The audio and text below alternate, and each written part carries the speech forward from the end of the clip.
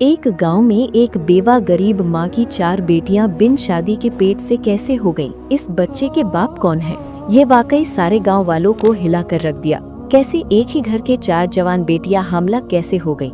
ये दिल दहला देने वाला वाकया जरूर सुने। वीडियो को एक लाइक, चैनल को सब्सक्राइब जरूर करें। दोस्तों, एक बेवा औरत थी जिसके साथ खूबसूरत बेटियां थीं। उसका बेटा कोई नहीं था और सातों ही बेटियां बहुत खूबसूरत थीं।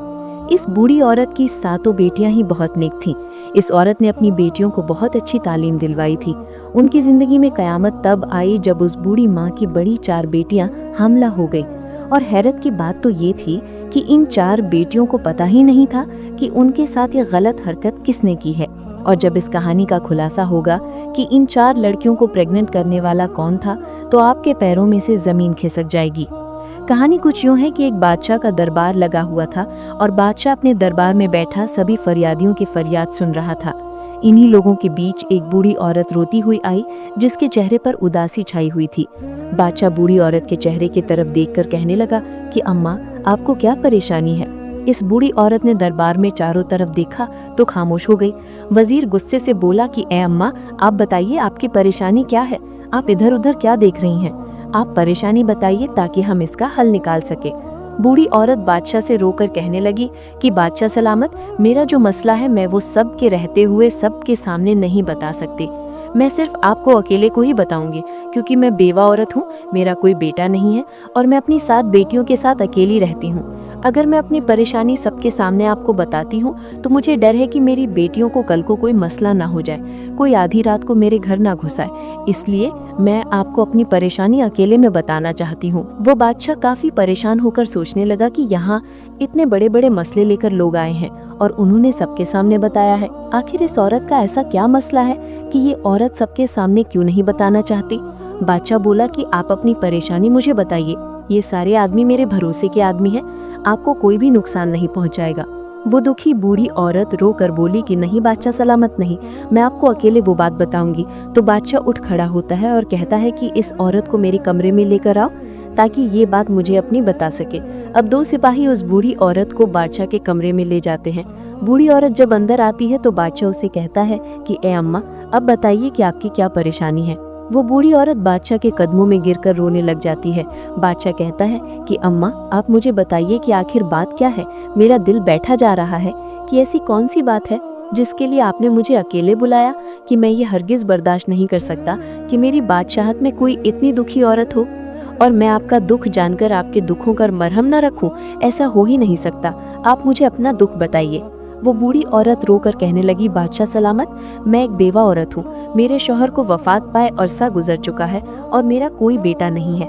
मेरी 7 बेटियां हैं। मैं लोगों के अमीर घरों में जाकर बर्तन धोती हूँ, उनके कपड़े धोती हूँ और उनके घरों में काम करती हूँ। और इन अमीर घरों से जो बचा हुआ खाना मिलता है, जो मुझे मेहनत मजदूरी के पैसे मिलते हैं, उसी से मैं अपना घर चलाती हूँ और उसी से अपना घर चलाकर अल्लाह ताला का शुक्र अदा करती हूँ। मैंने कभी किसी से कोई शिकवा नहीं किया कि मैं ऐसे गुर्बत की जिंदगी जी रही हूँ। मेरी 7 बेटियां हैं, पर्देदार हैं, वो कभी भी घर से बाहर नहीं जाती और हमेशा अपने सर पर दुपट्टा रखती हैं। मेरी जिंदगी ऐसी ही चल रही थी। एक मर्तबा मेरी बड़ी बेटी की तबीयत बहुत खराब हो जाती है। मैं अपनी बड़ी बेटी को डॉक्टर के पास लेकर जाती हूँ। डॉक्टर कहता है कि तुम्हारी बेटी उम्मीद से है, तुम्हारी बेटी पेट से है। ये बात सुन के मेरे पैरों से जमीन खिसक जाती है कि मेरी बड़ी बेटी की तो शादी भी नहीं हुई, तो ये हामिला कैसे हो गई? मैं जब अपनी बेटी को घर लेकर आई तो उसे मारने पीटने लगी कि बताओ किसके साथ तुमने ये मुंह काला किया है और ये बच्चा किसका है? जब मैंने अपनी बेटी को काफी मारा तो मेरी बड़ी बेटी रोने लगी और मेरे आगे हाथ जोड़ने लगी कि ए अम्मा, मैं नहीं जानती कि ये बच्चा किसका है। ए मेरी प्यारी अम्मा, मुझ पर यकीन करो, मैंने कभी किसी के साथ बात तक नहीं की, मैं कभी घर से अकेली बाहर नहीं गई, मैंने कभी किसी के साथ आंख नहीं मिलाई। ए मेरी अम्मा, मुझे नहीं पता कि ये बच्चा मेरे पेट में कैसे आया है। वो बूढ़ी औरत अपनी बेटी पर यकीन कर लेती है और कहती है कि बादशाह सलामत, मैंने इस बेटी को पैदा किया था, मुझे पता चल चुका था कि मेरी बेटी झूठ नहीं बोल रही और उसके कुछ दिनों बाद तो मुझे पक्का यकीन हो गया था कि मेरी बेटी झूठ नहीं कह रही। वो बूढ़ी औरत बादशाह को वाकया सुनाते हुए रोने लगी कि बादशाह सलामत, हमने इस बात पर सब्र कर लिया। फिर मेरी बड़ी बेटी ने 9 माह बाद एक बेटे को जन्म दिया और हमने मारे मजबूर के इस बच्चे की परवरिश करनी शुरू कर दी। इसके 2-3 माह बाद मेरी छोटी बेटी हामिला हो गई। जब मैंने उसको डॉक्टर के पास लेकर जाके दिखाया तो डॉक्टर ने कहा कि आपकी बेटी ये भी पेट से है। और डॉक्टर की ये बात सुन के मेरे दिल को दूसरा झटका लगा। मैं सोचने लगी कि मेरी बेटियों के साथ ये सब कौन कर रहा है। हमारे घर पर भी कोई नहीं आता है और मेरी बेटियां बाहर भी नहीं जाती हैं। मैंने अपना वाकया अल्लाह पर छोड़ दिया कि ए अल्लाह, मुझे इस बात का पता चल जाए कि मेरी बेटियों के साथ ये गंदी हरकत कौन कर रहा है। मेरी दूसरी बेटी में भी एक बच्चे को पैदा किया। उसके बाद मेरी तीसरी बेटी उम्मीद से हो गई और फिर मेरी चौथी बेटी जो 14 साल की थी वो पेट से हो गई। मैं तो लुट गई, बर्बाद हो गई। मुझे तो कुछ नहीं पता चल रहा कि मेरे घर पर ये क्या हो रहा है। इस दुखी माँ का ये वाकया सुनकर राजा हक्का बक्का हो जाता है कि ये कैसा वाकया सुना रही है बूढ़ी औरत। अपनी कहानी सुनाकर बादशाह के पांव पकड़ लेती है कि ए बादशाह सलामत, मुझे इंसाफ चाहिए। मुझे पता करना है कि मेरी बेटियों के साथ ये गलत हरकत कौन कर रहा है। बादशाह सलामत, मेरी बेटियों के मुजरिम को आप पकड़े। मैंने बहुत ढूंढने की कोशिश की, मुझे जरा पता नहीं चला कि वो इंसान कब आता है हमारे घर। उसने हमारी जिंदगी बर्बाद कर दी है। बादशाह सलामत पूरी कहानी सुनकर कहने लगा कि अम्मा, अब तुम बोल रही हो तुम्हारी चौथी बेटी के साथ हरकत हुई है। तुम्हें तो तब आना चाहिए था जब तुम्हारी पहली बेटी के साथ गलत हरकत हुई थी। अगर तुम उस वक्त ये बात बताती तो तुम्हारी बाकी 3 बेटियों के साथ ये सब कुछ ना होता। मगर जब तुम जैसे गरीब लोग होते हैं, वो लोगों के बदनामियों से डर कर ये जहर पी लेते हैं और फिर वही जहर तुम्हारे अंदर काटता रहता है तुम्हें। जब बात तुम्हारी बर्दाश्त से बाहर हो जाती है, फिर तुम लोग आगे बताते हो कि ये मसला हो गया है। और अम्मा, तुम भी उन लोगों में से हो जो अब आई हो। वो बूढ़ी औरत अपनी गलती तस्लीम करती है कि मुझे पहले आना चाहिए था, लेकिन अब मैं आ चुकी हूँ। जो कुछ हो गया सो हो गया, लेकिन अब मेरी बेटियों के मुजरिम का पता लगना चाहिए कि वो कौन है। बादशाह सलामत बहुत ही नेक दिल मेहरबान थे। कहने लगे कि अम्मा, अब तुम घर जाओ। अब ये परेशानी तुम्हारी नहीं है, अब ये परेशानी मेरी है और मुझसे बर्दाश्त नहीं होता कि मेरी सल्तनत में कोई औरत इतनी दुखी हो। कोई दरिंदा गरीब औरत पर जुल्म कर रहा है और मैं चैन की नींद सो लूं। मेरे बादशाह होने पर लानत है, इसलिए आप अपने घर जाइए। अब ये परेशानी मेरी है। वो बूढ़ी औरत वहां से खामोशी से अपनी चादर लपेटे हुए वहां से बाहर आ गई और अपने घर चली गई। अब बादशाह सलामत वहां से निकलकर वापस आकर बैठ गए और बाकी तमाम लोगों के मसाइल सुनने लगे। लेकिन बादशाह का ध्यान उसी औरत की तरफ था कि इस औरत को इंसाफ मिलना चाहिए। बादशाह लोगों के मसाइल सुनकर जब फ्री होता है तो वो अपने कमरे में वजीर को बुलाता है। वजीर जब बादशाह के चेहरे पर आई परेशानी देखता है तो वो पूछता है कि ऐसी कौन सी बात बताकर गई है वो बूढ़ी औरत जिसकी वजह से आप इतने परेशान हो गए हैं। बादशाह कहने लगा कि मेरी सल्तनत में ऐसे ऐसे लोग हैं जो इतना बड़ा गुनाह करते हैं और ये भी नहीं सोचते कि उनका गुनाह जब हमारे सामने खुल गया तो हम उनको सख्त सजा देंगे। वजीर भी परेशान होकर बोला कि बादशाह सलामत, बता दीजिए कि क्या मामला है। फिर बादशाह सलामत इस वजीर को सारा वाकया बता देता है और कहता है कि कोई दरिंदा है जो इस औरत के घर पर दीमक की तरह लग गया है और इस दरिंदे शख्स का इतना मन बढ़ चुका है कि वो इस बेवा औरत की 4 बेटियों को इस दरिंदे ने हामिला कर दिया है और इस बूढ़ी औरत की 3 बेटियों को बच्चे पैदा हो चुके हैं और छोटी बेटी इसकी हामिला है। इस बूढ़ी औरत की बाकी 3 बेटियों की इज्जत को भी खतरा है। हमें पता लगाना होगा कि इस बूढ़ी औरत के घर कौन आता है, किस वक्त आता है। इसके बाद बादशाह सलामत और वजीर सोचने लग जाते हैं कि इस बात का कैसे पता लगाया जाए। थोड़ी देर बाद वजीर कहता है कि ए बादशाह सलामत, मेरे मन में एक तरकीब आई है। बादशाह कहता है कि जल्दी बताओ कौन सी तरकीब है। वजीर कहता है कि ए बादशाह सलामत, दीवारों के भी कान होते हैं, इसीलिए मैं आपके कान में ये बात बताऊंगा। तो वजीर बादशाह सलामत के कान में कुछ कह देता है, यानी कोई तरकीब बताता है जो बादशाह सलामत को भी पसंद आ जाती है। इसके बाद वो वजीर एक बकरी लेकर इस बूढ़ी औरत के घर पर चला जाता है। रात के तकरीबन 9 बज रहे होते हैं। वजीर इस बूढ़ी औरत के घर चला आता है। बूढ़ी औरत वजीर को देखकर कहती है कि ए वजीर, आप इस वक्त मेरे घर पर क्या कर रहे हैं।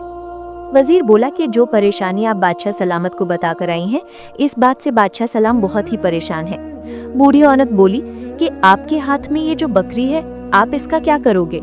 वजीर बोला कि आप मुझे अपने घर के अंदर आने दीजिए, इसके बाद मैं आपको बताऊंगा कि मैंने क्या करना है। अंदर आकर वजीर बूढ़ी औरत से कहने लगा कि आज हम इस बकरी का चारा बनाकर इस दरिंदे को खिलाएंगे। बस तुम लोग कुछ भी मत बोलना और चुप करके देखती रहना कि वो दरिंदा कैसे पकड़ा जाएगा। इसलिए आप तमाम लोग आराम से सो जाइएगा। अगर हमारा ये काम कामयाब हो गया तो पता चल जाएगा कि वो दरिंदा कौन है। इसके बाद वजीर इस बकरी को लेकर घर की छत पर चला जाता है और घर की छत पर इस बकरी को बांध देता है और फिर चुपके से इस घर से बाहर चला जाता है।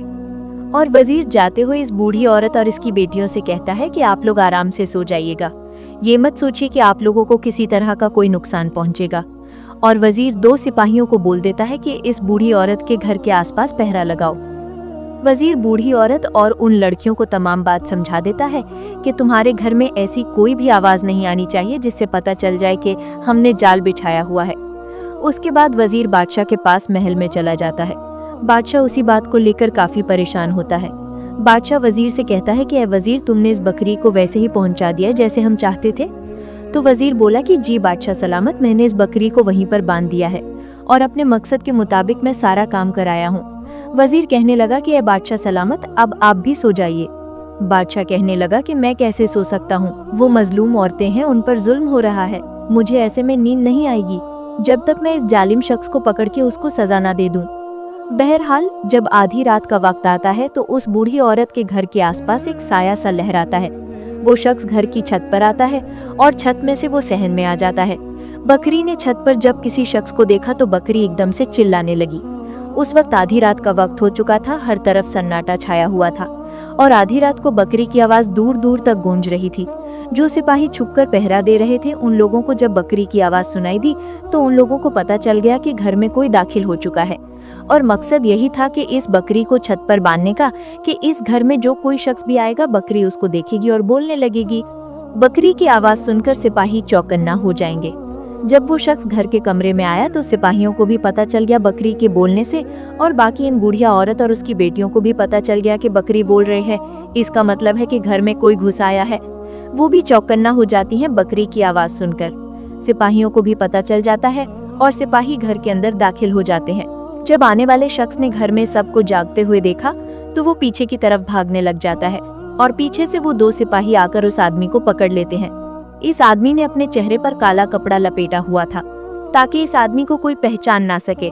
जब इन सिपाहियों ने इस आदमी के चेहरे से नकाब हटाया तो वो बूढ़ी औरत और उसकी बाकी 7 बेटियां भी आ जाती हैं। बादशाह सलामत बाकी तमाम लोगों को बाहर भेज देते हैं। अब सिर्फ वो मुजरिम बादशाह सलामत और वजीर और बूढ़ी औरत और उसकी 7 बेटियां वहां पर मौजूद थीं। बादशाह सलामत उस शख्स से कहने लगा कि क्यों भाई, अब इतना तो बता दे कि तुझे मेरा खौफ नहीं रहा कि जब तुम्हारा मुजरिम पकड़ा जाएगा तो तुम्हारी सजा मौत से कम नहीं होगी। बादशाह सलामत इन सिपाहियों से कहता है कि इस आदमी के चेहरे से नकाब हटाया जाए ताकि मैं भी तो देखूं कि मेरी सल्तनत में इतनी हिम्मत किसकी हो गई है जो इस मजबूर बूढ़ी औरत की 4 बेटियों को हवस का शिकार कर दे। जब इसके चेहरे से नकाब हटता है तो वो बूढ़ी औरत करीब आकर उसके मुंह पर थूकती है और कहती है कि ए दरिंदे इंसान, तुझे शर्म नहीं आई? मेरी बेटियां तेरी बेटियों की जैसी हैं, ये तेरी सगी भतीजी है, इनके साथ तुमने ऐसी गंदी हरकतें की हैं। जो चाचा होता है वो बाप की समान होता है। तुझे शर्म नहीं आई अपनी सगी भतीजों के साथ ऐसा करते हुए? भतीजी क्या बेटी क्या, ये तूने क्या जुर्म कर दिया है? बूढ़ी औरत अपने देवर के चेहरे पर थप्पड़ मारती है और बादशाह गुस्से से कहता है कि अगर कोई गैर होता तो हम समझते, तुम सगे चाचा हो, बाप की तरह हो, तुम्हें शर्म नहीं आई? तुम्हें गैरत नहीं आई? अरे चाचा क्या बाप क्या, उनके बाप इस दुनिया में नहीं थे और चाचा की जिम्मेदारी थी कि अपनी भतीजियों का ख्याल करता, उनके रिश्तों की फिक्र करता, और तुम चाचा ही डाकू बने रहे। इसके बाद भी वो शख्स कहने लगा कि ए बादशाह सलामत, मैं इन लड़कियों का चाचा हूँ, ये हमारे घर का मामला है, आप हमारे घर के मामले से दूर रहें। बादशाह सलामत अपनी तलवार निकालकर उसके सर के ऊपर रख देता है और कहता है कि सच सच बताओ, तुमने ऐसा क्यों किया? तब उस शख्स के चेहरे पर खौफ आता है और वो बताता है कि ए बादशाह, हम 2 भाई थे, मेरा भाई मुझसे बड़ा था, मेरा भाई बहुत मुझसे मोहब्बत करता था, मेरी बहुत फिक्र करता था क्योंकि मैं उसका छोटा भाई था। लेकिन जब मेरे बड़े भाई की शादी हुई, उसकी बेटियां हुई, उसके सर पर तमाम जिम्मेदारी आ पड़ी, तो मेरे भाई का ध्यान मुझ में से कम हो गया और अब अपने घर वालों पर ज्यादा हो गया, और तब मेरे भाई का ध्यान मुझ में से हटने लगा और अब वो सारा ध्यान अपनी बीवी और बेटियों पर देता था। मेरे दिल में मेरे भाई के लिए नफरत पैदा होती गई कि मेरा भाई ऐसा क्यों करता है, और भाई से नफरत करने के नतीजे में मैं अपनी भाभी और भतीजी से भी नफरत करने लगा। इसके बाद मेरा भाई वफात पा गया। जब मेरे बड़े भाई की बेटी बड़ी जवान हुई तो वो बहुत ही खूबसूरत थी। मेरा दिल इस पर आने लगा। मेरी नीयत जब खराब होने लगी तो मैंने अपनी भाभी से कहा कि आप अपनी बड़ी बेटी की शादी कर दें, लेकिन भाभी ने मेरी बात ना सुनी। मेरी भतीजियां जवान थी, उनकी शादियां नहीं हो रही थी, खूबसूरत भी थी। जब मैं अपनी भतीजियों को देखता था तो मेरे दिल में गंदगी पैदा हो जाती थी। मेरा दिल मुझे मजबूर करता था कि मेरी खूबसूरत भतीजी हैं, ये बाहर जाएंगी, इनकी शादियां होंगी तो मैं खुद ही इनके साथ ये गलत हरकत कर लूं। इसके बाद मेरे दिल में शैतान पैदा हो गया। मैं एक हकीम के पास गया और उससे कहा कि मुझे कोई ऐसी जड़ी बूटियां दो जिसे सूंघने के बाद तमाम लोग सो जाए और सो जाने के बाद कोई भी हरकत ना कर सके। बस इसी तरह ही तब से ही मैं वो जड़ी बूटियां लेकर घर की छत की तरफ से सहन में आ जाता और भाभी और उसकी बेटियों को वो जड़ी बूटियां सूंघा देता। उनको सूंघने से वो 4-5 घंटों के लिए बेहोश हो जाती थी और जिसके साथ मैंने बदकारी करनी होती थी उसके साथ बदकारी कर लेता था और फिर उसको इसी हाल में छोड़ देता था जैसे उसको पता ही ना चले। उसको वैसे कपड़े पहना देता और फिर मैं घर वापस आ जाता। और जब मेरी भतीजी सुबह उठती थी तो उनको मालूम भी नहीं होता था कि उनके साथ क्या हुआ है। और यही काम मैं कई सालों से कर रहा था। लेकिन अगर मैं इस वक्त छत पर बकरी को देखकर समझ जाता कि ये बकरी मुझे चारा बनाने के लिए बांधी गई है तो मैं वापस चला जाता। मैंने सोचा कि मेरी भाभी ने दूध लेने के लिए ये बकरी खरीदी है और छत पर बांध रखी है। मैंने इस वक्त बकरी की तरफ ध्यान ही नहीं दिया, मेरा ध्यान तो बदका की तरफ था। इसके बाद जब वो शख्स अपना सारा गुनाह मान लेता है, अपना जुर्म तस्लीम कर लेता है, तो बादशाह सलामत वजीर को इशारा करता है।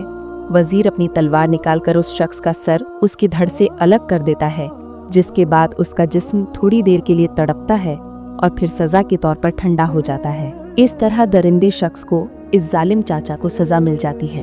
फिर बादशाह सलामत इस बूढ़ी औरत की तरफ देखकर कहता है कि ए अम्मा, अगर आप मुझे बता देती तो आपकी बाकी 3 बेटियों को ये दुख ना झेलना पड़ता। लेकिन मेरा आपसे वादा है कि आपकी इन 4 बेटियों को वो खुशियां मैं दिलवाऊंगा जिनकी ये हकदार हैं। फिर बादशाह सलामत अपने सिपाहियों में से 4 सिपाही जो बहुत ही समझदार सुलझे हुए होते हैं, उन 4 सिपाहियों से इन 4 लड़कियों की शादी करवा देता है और बहुत सारा माल और दौलत पैसा भी साथ देता है। इसके बाद वो बूढ़ी औरत रोकर बादशाह का शुक्रिया अदा करती है। बादशाह सलामत कहता है कि अब आप बेफिक्र हो जाएं, जब आपकी बाकी 3 बेटियां जवान हो जाएंगी तो आप मुझे बता दीजिएगा, मैं इनके लिए भी कोई अच्छा सा लड़का देखकर इनका रिश्ता करवा दूंगा। ये थी एक इंसाफ पसंद बादशाह की कहानी और ऐसे दरिंदे चाचा की कहानी जो चाचा बाप की तरह होता है। इस कहानी से एक सबक भी सीखने को मिलता है कि अगर किसी पर किसी तरह कभी कोई जुल्म हो रहा है, कोई मजलूम है, तो उसको अपने हक के लिए आवाज उठानी चाहिए। अगर वो शख्स कमजोर रहेगा और बाकी दुनिया वालों के डर से खामोश रहेगा तो दुनिया उसको नोच कर खा जाएगी। दोस्तों, इस वीडियो को आगे भी जरूर शेयर कर दें और हमारे इस चैनल को सब्सक्राइब और वीडियो को एक लाइक जरूर करें। अल्लाह।